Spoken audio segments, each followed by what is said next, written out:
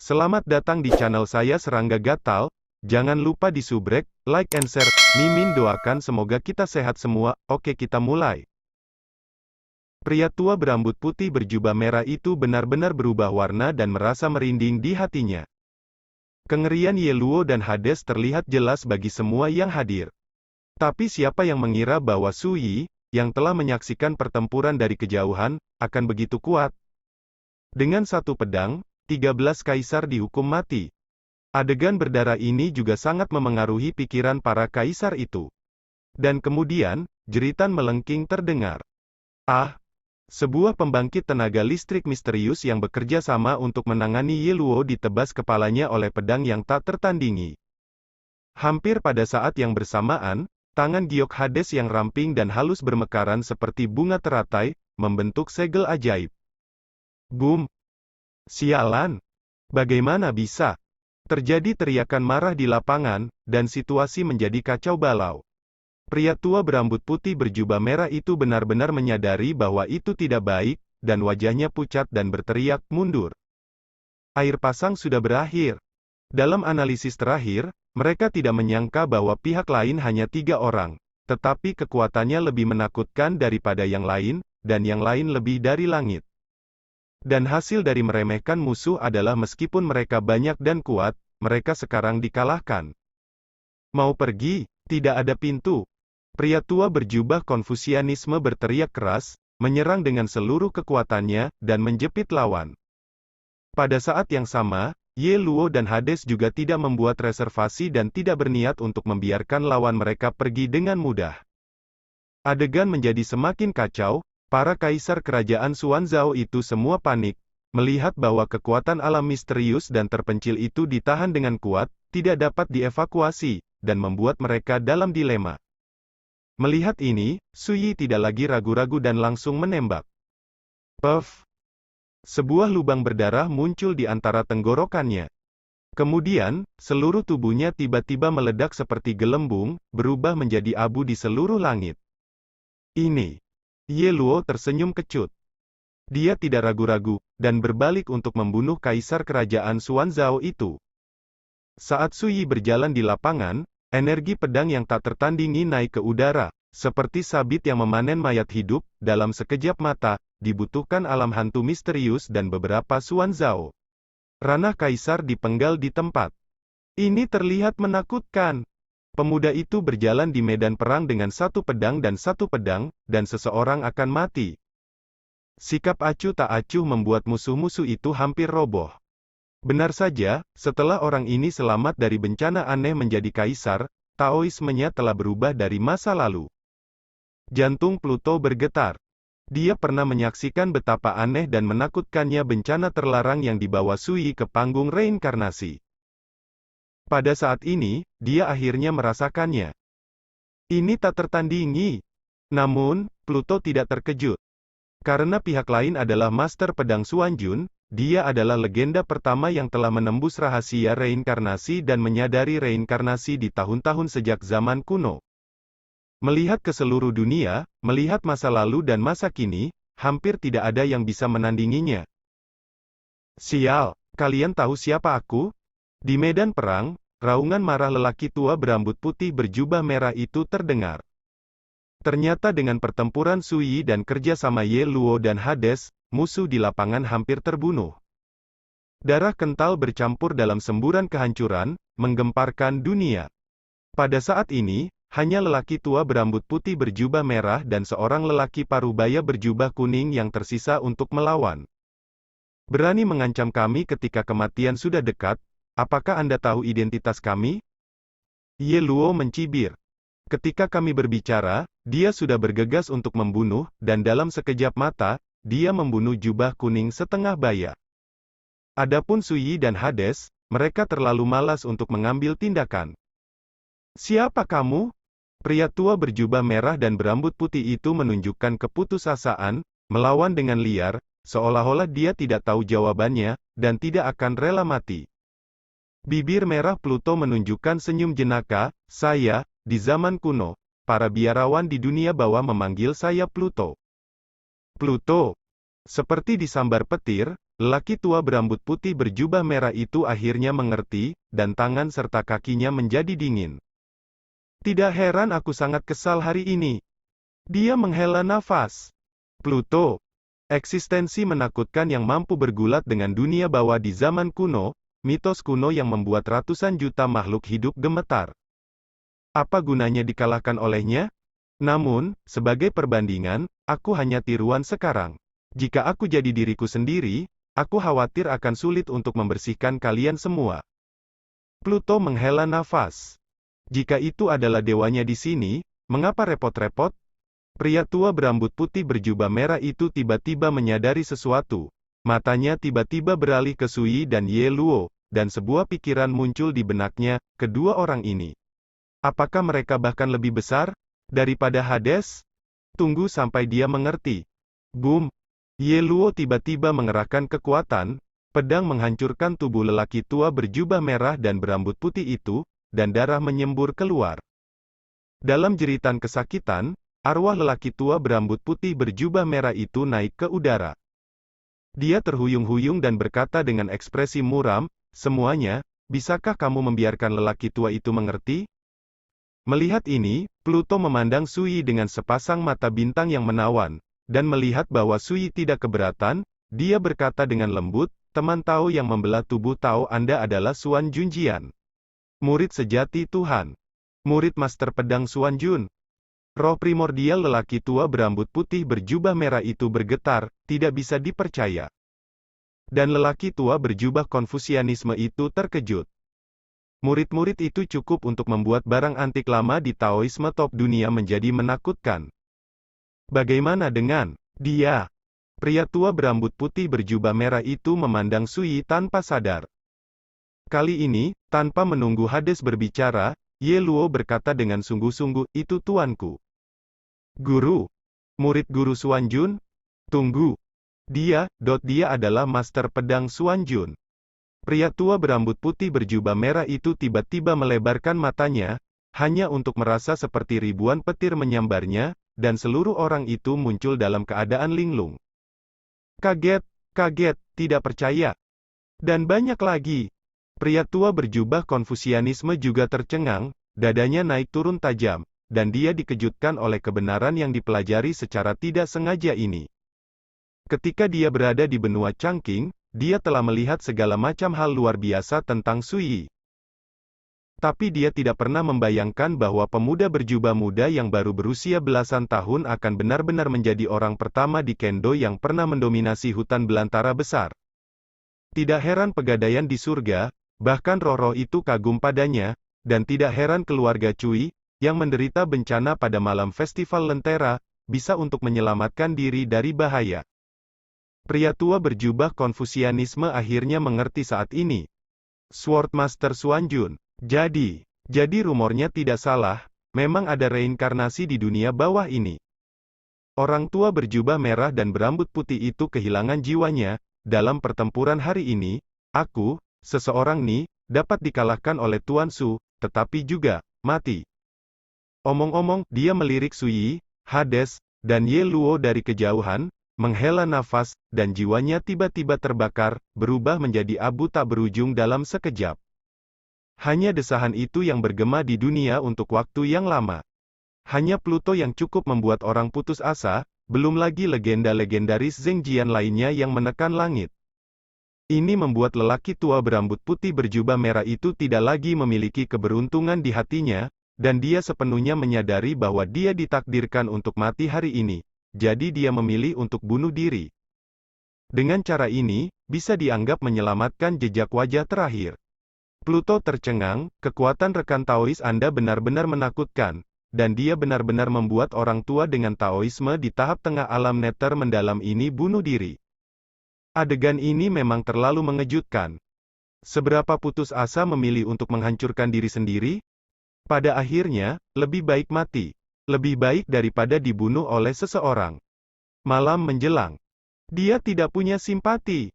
Persaingan antara praktisi tidak dapat mentolerir sedikit rasa kasihan. Jika mereka kalah, mereka pasti akan mati. Berhenti bicara omong kosong dan bersihkan medan perang. Suyi memesan. Ya. Ye Luo segera meninggalkan pikirannya yang mengganggu dan menjadi sibuk. Dalam keadaan kesurupan, sepertinya dia kembali ke masa ketika dia pergi bersama tuannya. Setiap kali ada perang, sebagai murid, yang paling dia sukai adalah bisa mengumpulkan barang-barang itu. Di akhir pertempuran, loot hilang. Ini seperti menggali harta karun, penuh dengan panen. Sekarang, perasaan akrab yang telah lama hilang ini muncul di pikiranku, dan Ye Luo juga menghela nafas dengan emosi. Senang memiliki guru di sini? Pada saat ini, lelaki tua berjubah Konfusianisme maju ke depan untuk menyambut Su Yi segera setelah dia bangun dari mimpi. Terima kasih Tuan Su karena telah mengambil tindakan dan menyelamatkan Tuan dan muridku dari api. Su Yi mengangguk dan berkata, sama-sama. Begitu dia selesai berbicara, dia melihat Wang Ting, seorang pemuda berjubah putih, akhirnya memecahkan guntur bencana terakhir di bawah langit di kejauhan. Meskipun tubuh Wang Ting akan hancur berkeping-keping, dan dia sangat malu, semua orang dapat melihat bahwa kekuatan transformasi luar biasa muncul di tubuh Wang Ting. Saya telah berada di jalan selama 8.000 tahun, dan murid saya Wang Ting akhirnya menginjakan kaki di jalan Yama. Pria tua berjubah Konfusianisme bergumam penuh semangat. Namun, pada saat ini, Su Yi tiba-tiba mengerutkan kening. Su Yi membuka mulutnya. Suara itu masih bergema, dan sosoknya tiba-tiba naik ke udara, matanya menyapu sekeliling. Saya melihat bahwa meskipun awan bencana di langit telah lama menghilang, guntur berwarna darah yang menutupi reruntuhan yang tak berujung tampak untuk ditarik, dikumpulkan di sini. Guntur berwarna darah awalnya diubah oleh kekuatan aturan yang dilanggar dari neraka 10 arah, penuh dengan kekuatan penghancur yang aneh dan menakutkan bisa. Pada tahun-tahun sejak zaman kuno, kebencian dan roh jahat yang menakutkan yang telah ditekan di neraka 10 arah, semuanya tersebar di guntur berwarna darah, menyerap dan melahap kekuatan aturan yang terkandung di dalamnya.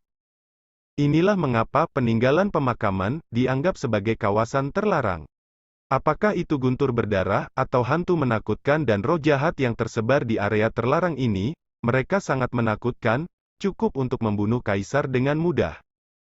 Pada saat ini, guntur berwarna darah yang diselimuti area terlarang ini berkumpul di sini, yang tidak diragukan lagi tidak normal.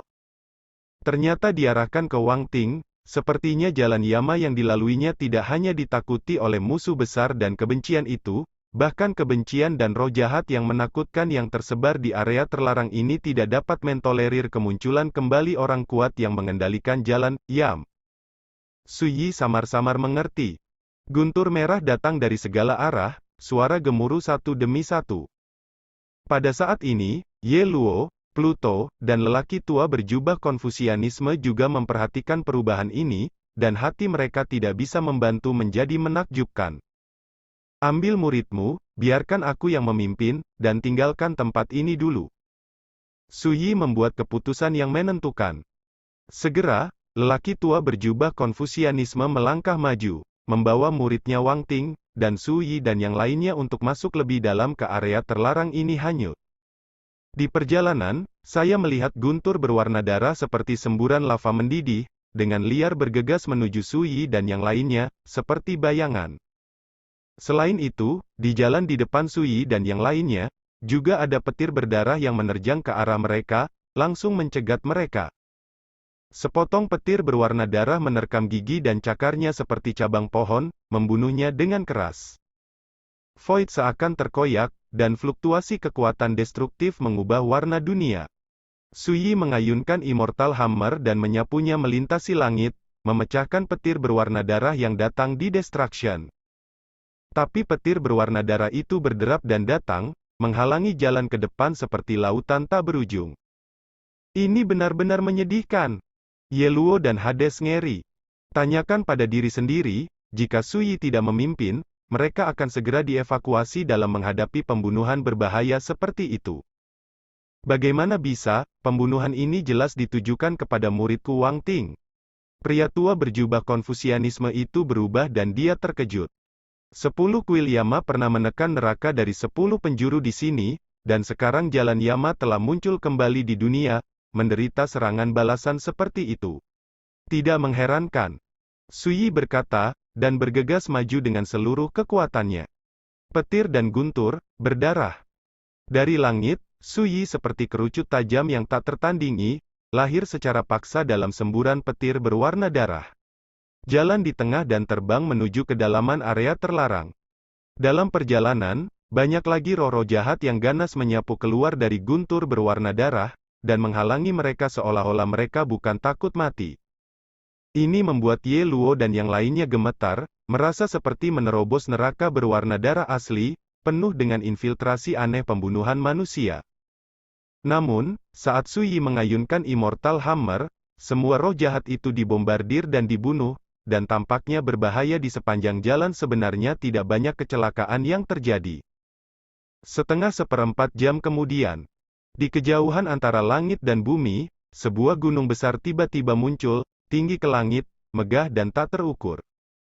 Tempat di dekat gunung raksasa itu seperti area terlarang, dan petir berwarna darah dari segala arah tidak berani mendekat. Di puncak gunung raksasa, samar-samar Anda bisa melihat garis bentuk sebuah candi. Guru, tempat apa itu? Malam pun tiba. Gunung raksasa itu sangat megah dan tinggi, lurus seperti parit di muka bumi, membuat orang memandangnya sekilas berarti. Tidakkah kau lihat, itulah lautan kepahitan, Gunung Wanliu. Sejak zaman dahulu kala, itu dianggap sebagai gunung suci pertama di lautan kepahitan tingginya 3.900 zang, gunung itu terhubung ke langit dan bumi, dan itu terkait dengan kekuatan sumber hantu, yang seperti jarum laut, ditekan di bagian terdalam dari lautan penderitaan. Su Yifei berkata dengan cepat, sampai nanti, untuk menekan neraka 10 penjuru, 10 kuil, Yama, bergabung untuk memindahkan gunung ini melintasi sungai. Jadi, pertahankan sampai hari ini. Ketika mereka datang ke tempat ini, semua orang tanpa sadar melihat ke atas aula. Ada 3 karakter yang terukir dalam kitab suci kuno, kuil Yama. Di kedua sisi aula, awalnya ada 2 patung batu dewa dan binatang. Tetapi semuanya telah runtuh dan hancur, penuh dengan kehancuran dan kehancuran. Pintu perunggu aula utama setinggi 18 kaki ditutup, dan pada pintu tersebut dicat gambar 10 aula Yama masing-masing menekan satu neraka. Meskipun gambar-gambar itu telah layu dan rusak di bawah erosi bertahun-tahun, mereka masih dapat membuat orang mengenali Raja Chujiang, Raja Taisan, sosok 10 Raja Yama, termasuk Raja Qin Guang dan Raja Siti Garba. Pada zaman dahulu, Raja-Raja Yama di setiap kuil bertanggung jawab atas hukum tertinggi di dunia bawah. Saat itu, di bawah kepemimpinan Kaisar Nether, mereka bergandengan tangan dengan kepala 6 daosi untuk berurusan dengan saya, menyebabkan saya menderita trauma parah, jiwa saya hampir runtuh, dan akhirnya saya ditekan di kedalaman kota kematian. Pluto yang cantik dan rupawan memang agak sedikit ribet, sayang waktu cepat berlalu, dan sekarang lawan-lawan itu sudah lama bubar. Mati. Ye Luo terlihat aneh. Pria tua berjubah Konghucu itu kesal. Meski awalnya tertekan, akhirnya selamat. Sebagai perbandingan, seharusnya beruntung. Su Yi berkata dengan tenang. Pluto sedikit mengernyit, tapi tidak membantah. Su Yi melangkah maju dan menekan telapak tangannya. Gerbang perunggu setinggi 18 kaki itu terbuka perlahan. Namun, ketika mereka melihat pemandangan di aula, Su Yi dan yang lainnya tidak bisa menahan diri untuk tidak terkejut. Saya melihat aula yang besar dan luas, kosong, dengan lampu panjang bertatakan di keempat dindingnya. Di tengah aula, api unggun menyala. Seorang pria dengan gaun biru kerajaan dan mahkota bintang duduk di tanah, memegang pedang dao di tangannya. Pedang itu ditusuk sayap daging yang dipanggang sampai berwarna coklat keemasan dan berminyak. Aroma daging yang menggoda memenuhi aula yang kosong. Gambar ini sama sekali tidak terduga. Inilah sedalam-dalamnya relik pemakaman yang telah dianggap sebagai area terlarang oleh para biksu di dunia sejak zaman dahulu, dan kuil Yama di puncak Gunung Wanliu. Itu juga merupakan istana yang dibuka oleh 10 kuil Yama di zaman kuno. Tapi siapa yang bisa membayangkan bahwa pada saat ini, seseorang sedang membakar api unggun di kuil Yama, menikmati barbeque? Tuan, orang ini salah. Mata Ye Luo berkedip-kedip, sangat sadar bahwa pria berbaju biru dan bermahkota bulu ini tidak biasa, tubuhnya halus dan rata, tapi memberi perasaan bahaya yang ekstrim. Ketika Pluto melihat mahkota bintang di kepala pria berbaju biru itu, dia menyadari sesuatu, sepasang bintang yang menawan. Mata tajam menyusut. Mahkota bintang dipoles seperti batu giok putih, dan bagian tengah dekat kening, diukir dengan totem berbentuk teratai, warna nila, seperti aslinya. Jika Anda melihat lebih dekat, di dalam totem teratai 3 inci, cahaya ilahi mengepul, seolah-olah meliputi langit berbintang yang tak berujung, semua dunia. Nebula Crown. Pluto bergetar hati saat mengetahui hal ini. Bagaimana mungkin karakter sekte misterius ini juga mengangkangi langit berbintang yang tak terbatas? Datanglah ke sini lautan neraka kesengsaraan. Rekan Taois, orang ini memiliki asal-usul yang istimewa dan sangat berbahaya. Sebaiknya kita segera pergi. Transmisi suara Pluto dengan cepat. Suyi tidak berkata apa-apa. Sedikit lebih dingin. Dia melihat ada yang tidak beres. Ayam tua itu sepertinya sudah dibunuh oleh pria berbaju biru. Bahkan mayatnya dia tinggalkan, sepertinya sudah menjadi makanan di mulut pria itu. Sekian dulu update-annya, tunggu lanjutannya di channel saya Serangga Gatal, di subscribe ya guys. Terima kasih.